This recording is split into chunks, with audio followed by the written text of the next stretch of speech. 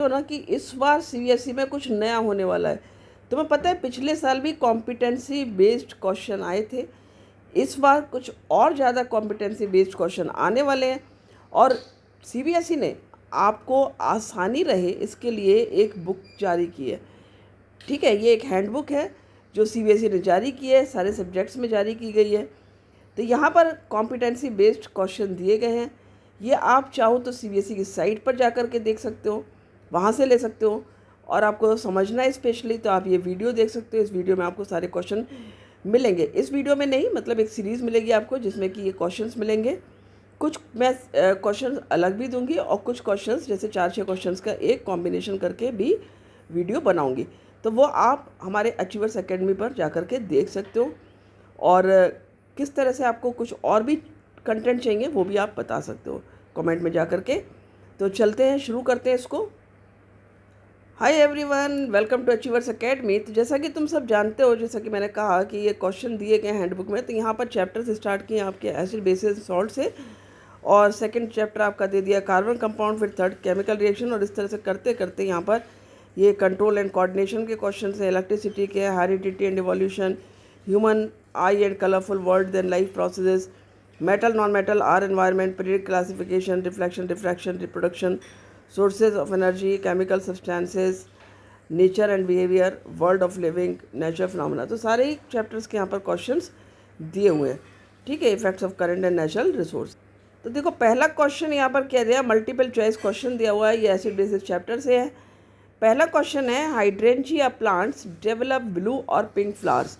ठीक है, जो हाइड्रेंजिया प्लांट है वो ब्लू और पिंक, ब्लू या फिर पिंक फ्लावर डेवलप करता है, right, depending on the availability of the aluminium from the soil. Soil में कितना एल्यूमिनियम है उसके पर डिपेंड करते हुए ये या तो ब्लू पिंक फ्लावर देगा या फिर पिंक फ्लावर देगा। When the soil is acidic, देखो यहाँ पूरा क्लियरली आपको दिया है, जब सॉइल एसिडिक होगी aluminium is more available to the roots, यानी कि जब एल्यूमिनियम ज़्यादा अवेलेबल है, ठीक है, तो एल्यूमिनियम ज़्यादा अवेलेबल है वहाँ पर सॉइल एसिडिक होगी, और रिजल्टिंग इन ब्लू फ्लावर्स। ठीक है, रिजल्टिंग इन ब्लू फ्लावर्स। तो यहाँ पर जब सॉइल एसिडिक है, जब एल्यूमिनियम ज़्यादा है, तो कौन से फ्लावर्स बन रहे हैं, ब्लू फ्लावर्स। एक चीज़ दिमाग में रख लिया आपने।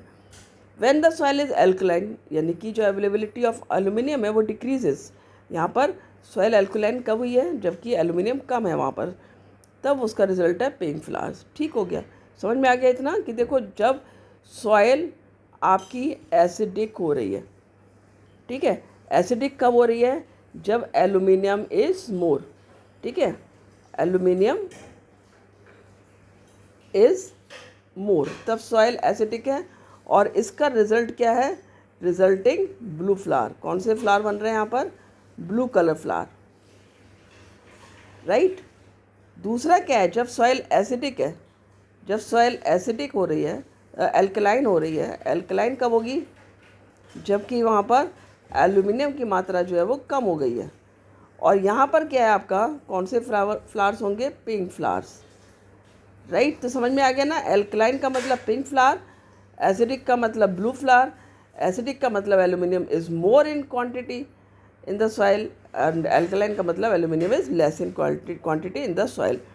The graph below is of the pH of the soil at different sections. अब देखो ये ग्राफ है, यहाँ पर अलग अलग सेक्शंस दिए हैं, PQRS, और यहाँ पर सॉइल की पीएच दी है। अब तुमको सॉइल की पीएच पता है, जो स्केल होता है वो 0 से लेके 14 का होता है, और यहाँ पर बीच में 7 होता है।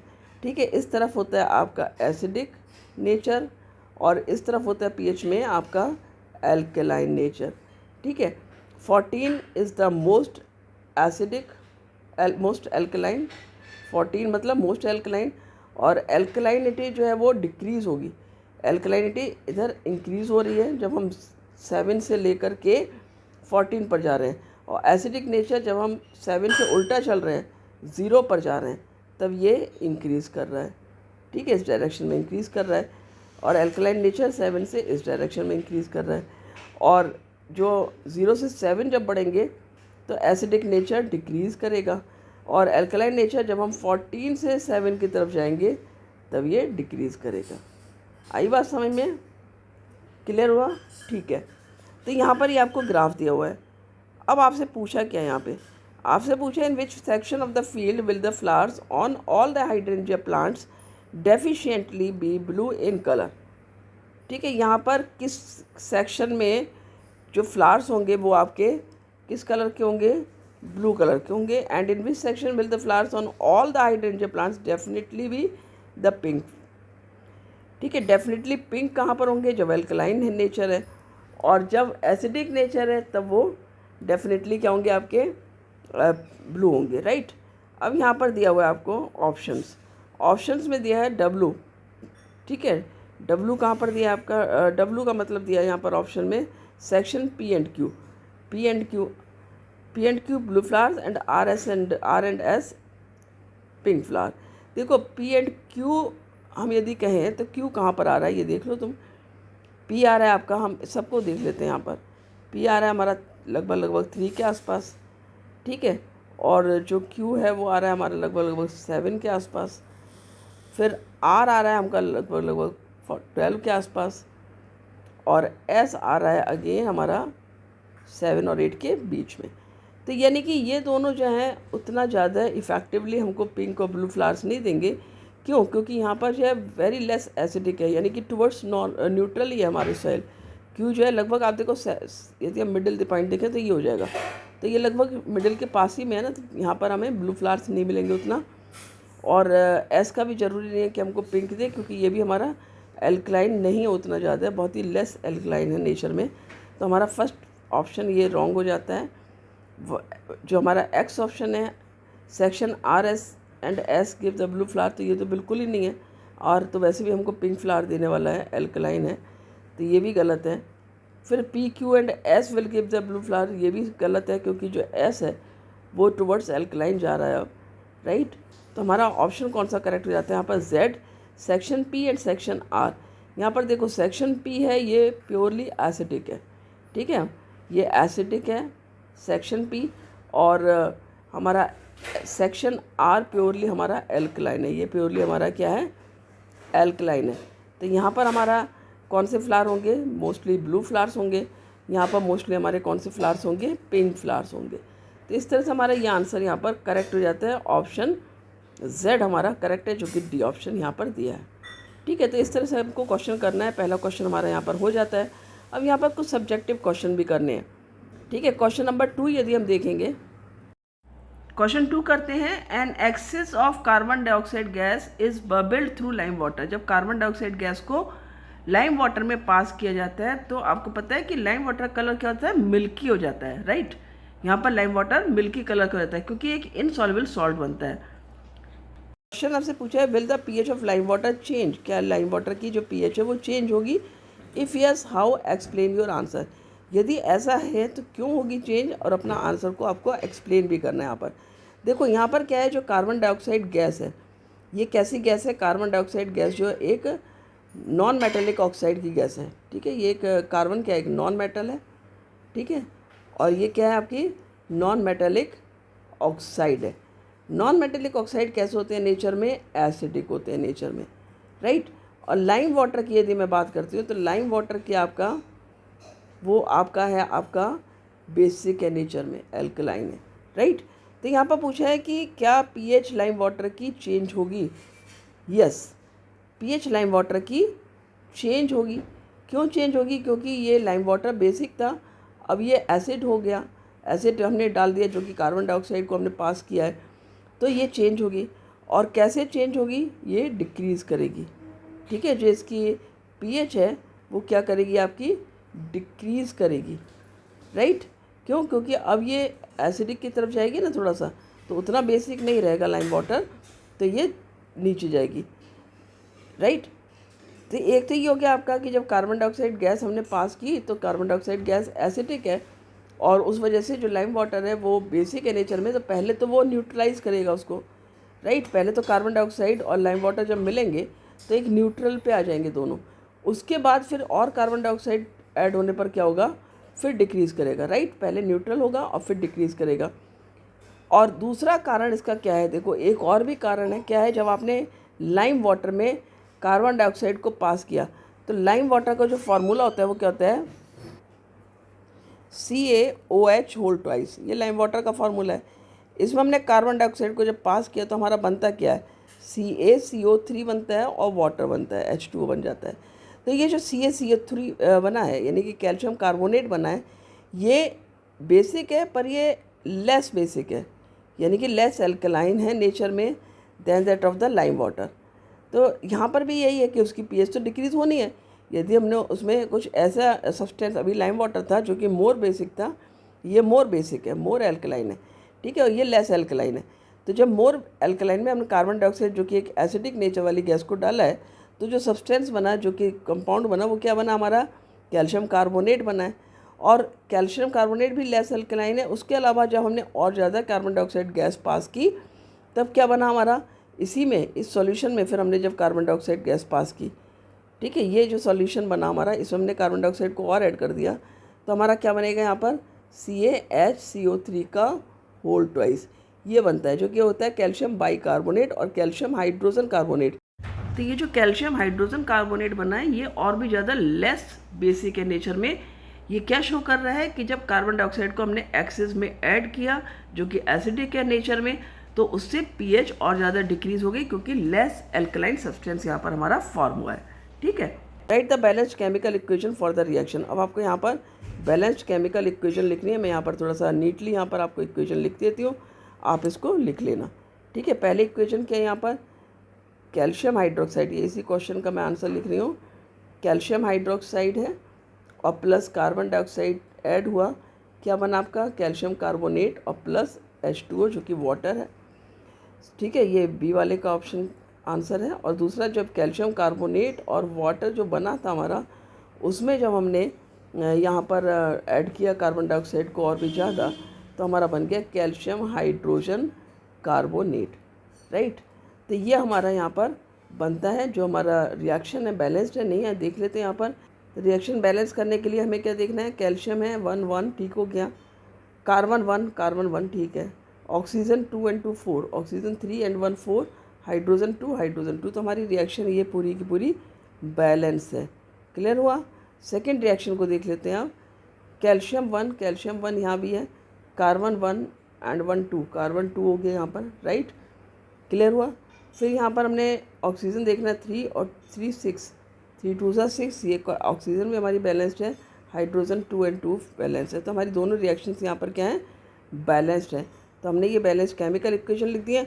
यहाँ पर आपको नाम लिखना होगा तो आप लिख सकते हो, यहाँ पर CaCO3 को आप लिख सकते हो lime water, sorry lime stone, या फिर कैल्शियम कार्बोनेट, कैल्शियम कार्बोनेट।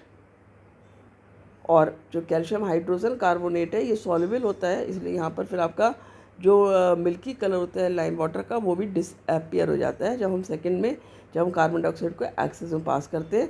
तो जो CaHCO3 है, वो क्या है आपका, calcium hydrogen carbonate, calcium hydrogen carbonate, right.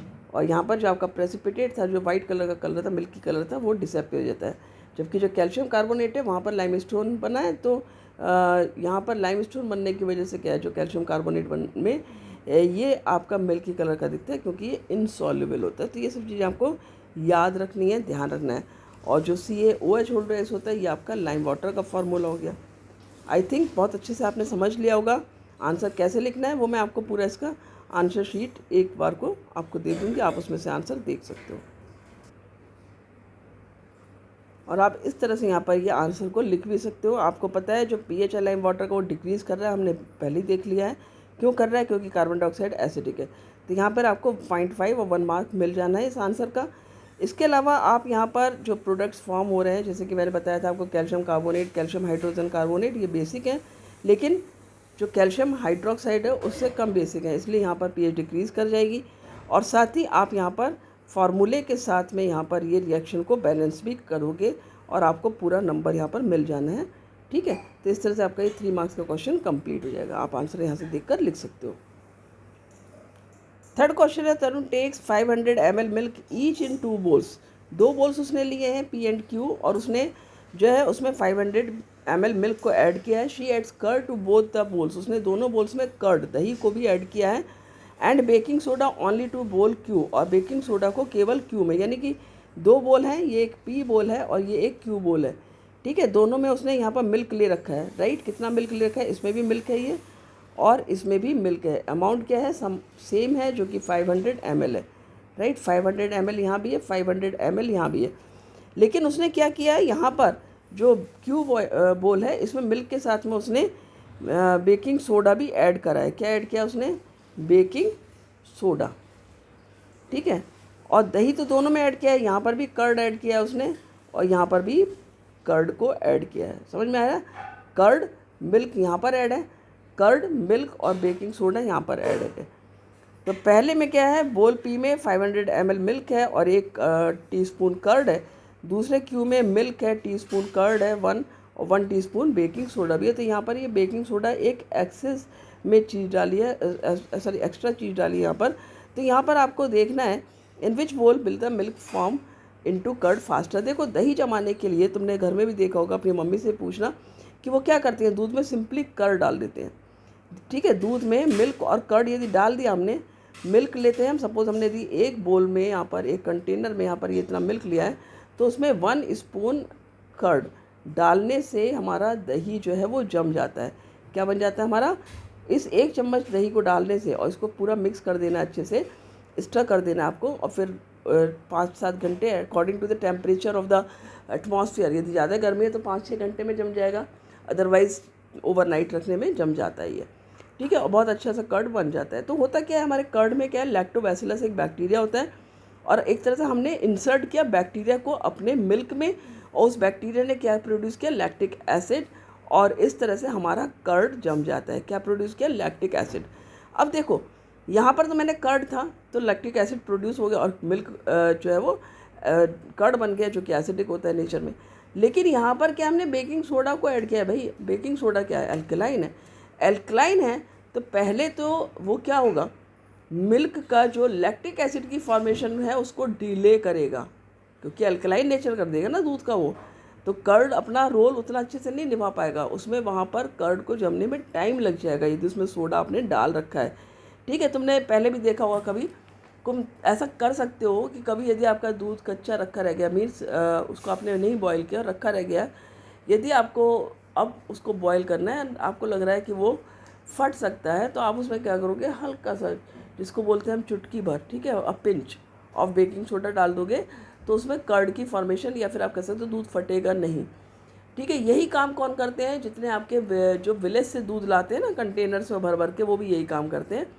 वो क्या करते हैं, चूँकि दूर से ला रहे हैं, अब अकॉर्डिंग टू द मौसम अगेन, यदि वेदर बहुत गर्म है तो अब वो दूध लाएंगे, तो जहाँ पर दूध देना है उनको वहाँ तक तो दूध लाते तो ख़राब हो जाएगा, तो वो क्या करते हैं, उसमें थोड़ा सा बेकिंग सोडा डाल देते हैं, जिससे कि उसमें जो कर्ड की फॉर्मेशन है वो डिले हो जाए। तो कुल मिला के हमारा डिले फॉर्मेशन हो रही है क्यू में, तो हमारा किस बोल में मिल्क जल्दी जमेगा, बोल पी में। तो इस तरह से आप अपने आंसर को लिखोगे, ठीक है। वो बच्चे समझा होगा। तो ये इसका आंसर 3 आप लिख सकते हो कि milk will form faster in bowl P, curdling of milk takes place due to the formation of lactic acid by bacteria, ठीक है। और in bowl Q lactic acid form by the bacteria has to first neutralise the baking soda, ठीक है, जो कि basic है nature में, पहले वो कर्ड को न्यूट्रलाइज करेगा एसिडिक नेचर को, उसके बाद में फिर वो कर्डलिंग बनेगी, यानी मिल्क जो है वो देर से जमेगा, ठीक है। समझ में आ गई बात। तो इस तरह से आप आंसर लिखोगे। 4th क्वेश्चन है आपका, a solution P is taken in a flask. एक सॉल्यूशन है जिसको हमने पी बोला है, उसको आपने एक फ्लास्क में लिया है और उसमें 2 ड्रॉप्स आपने क्या ऐड किया है, फिनोफ्थलीन। फिनोफ्थलीन जो होता है वो क्या होता है, एक इंडिकेटर होता है, और ये जो इंडिकेटर होता है ये एसिडिक में, तो फिनोफ्थलीन एसिडिक सॉल्यूशन में क्या होगा, ये कलरलेस रहता है, ठीक है। और जो बेसिक सॉल्यूशन होता है उसमें इसका कलर चेंज हो जाता है और ये पिंक हो जाता है, राइट। तो phenolphthalein indicator is added to it, उसको ऐड किया हमने किसमें, पी फ्लास्क में। The graph below shows that how the pH of the mixture changes as a solution Q is added. अब इसमें हमने एक क्यू सॉल्यूशन को ऐड किया पी में, राइट। तो यहाँ पर दिखाया है कि इस ग्राफ में ये दिखाया है कि किस तरह से सॉल्यूशन चेंज हो रहा है क्यू में। Q is added dropwise, Q को हमने क्या किया है, Q is added in P solution, and कैसे ड्रॉप वाइज इसको ऐड किया है, स्टर करते हुए, ठीक है। यहाँ पर देखो volume of the solution Q added in ml, right. तो 50 ml तक हमने इसको ऐड किया है, यहाँ तक 50 ml तक हमने Q को ऐड किया है यहाँ पर, क्लियर। और यहाँ पर हमारा pH दिखा रहा है, तो 50 ml पे जब हमने ऐड किया तो ये हमारा बेसिक नेचर में दिखा रहा है ना यहाँ पर। तो यहाँ पर यानी हमारा ऊपर आते आते ये 10 पर क्या है, पिंक होगा, और यह हमारा एसिडिक नेचर है X पर, यहाँ पर हमारा कलरलेस होगा सॉल्यूशन, राइट। यहाँ पर क्या होगा, कलरलेस, और यहाँ पर हमारा हो जाएगा पिंक। क्यों? क्योंकि यहाँ पर ये बेसिक है, यहाँ पर बेसिक नेचर दिखा रहा है, यहाँ पर क्या दिखा रहा है, एसिडिक नेचर दिखा रहा है, राइट। तो यहाँ पर क्वेश्चन देख लेते हैं। यहाँ पर identify the nature of the solutions P and Q। P हमने जब फ्लास्क में लिया और उसमें कुछ ड्रॉप्स हमने फिनॉक्सिलिन को ऐड किया, तो ये हमारा कलरलेस रहता है, जिससे कि हमें पता लगता है एसिडिक है, क्योंकि फिनॉक्सिलिन एसिड में हमेशा कलरलेस रहता है। जब हमने इसमें फिनॉक्सिलिन को ऐड किया तो कलरलेस था, लेकिन जब हमने Q को इसमें ऐड किया तो क्या हुआ, पहले तो उसने न्यूट्रलाइज़ किया तो अभी उसका कलर चेंज नहीं हुआ, लेकिन जैसे ही वहाँ पर एल्कलाइन नेचर बढ़ने लगा तो वहाँ पर क्या हुआ, पिंक कलर अपीयर हो गया, क्योंकि जो फिनॉक्सिलिन है ना वो पिंक कलर देता है। तो P हम लिख लेंगे एसिडिक है और Q हमारा क्या है, बेसिक है। दूसरा क्वेश्चन है, what will be the colour of the solution in the flask be at points X and Y। तो जो X और Y पॉइंट है इन पर हमें देखना है कि सॉल्यूशन के कलर क्या होंगे। देखो X पॉइंट आ रहा है हमारा 2 और 3 के बीच में, जो कि एसिडिक होता है pH रेंज, और यहाँ पर कलरलेस रहेगा। और जो हमारा Y आ रहा है वो आ रहा है आपका लगभग 10 पर, तो 10 हमारा क्या होता है, शो करता है pH की सॉल्यूशन क्या है, बेसिक है। तो यहाँ पर हमारा ये बेसिक हो जाएगा, राइट। थर्ड क्वेश्चन पूछा है आपसे, identify the type of the reaction taking place in the flask. Flask में कौन सी रिएक्शन टेक प्लेस कर रही है, तो फ्लास्क में न्यूट्रलाइजेशन रिएक्शन टेक प्लेस कर रही है, क्योंकि हमने P में जब Q को ऐड किया तो पहले वहाँ पर न्यूट्रलाइजेशन हुआ, और फिर क्या हुआ कि जो बेसिक नेचर है सॉल्यूशन का वो बढ़ा, और तब हमारा सॉल्यूशन का कलर पिंक हो जाता है, राइट। तीसरा क्वेश्चन आपसे पूछा है, identify the type of the reaction taking place in the flask. तो यहाँ पर भाई जो रिएक्शन हो रही है वो कौन सी हो रही है, न्यूट्रलाइजेशन रिएक्शन हो रही है। आपने एक एसिड सॉल्यूशन में आपने एक बेस को डाला है, तो यहाँ पर आपका क्वेश्चन हो जाता है कंप्लीट। आंसर लिखोगे आप, सॉल्यूशन P एसिडिक है, Q बेसिक है, ठीक है। कलर X के समय पर कलरलेस है, Y पिंक है, और ये आपकी न्यूट्रलाइजेशन रिएक्शन, और आपको यहाँ पर 3 मार्क्स मिल जाते हैं, राइट। आई होप अच्छे समझा होगा। मिलते हैं अगले वीडियो में। Thank you.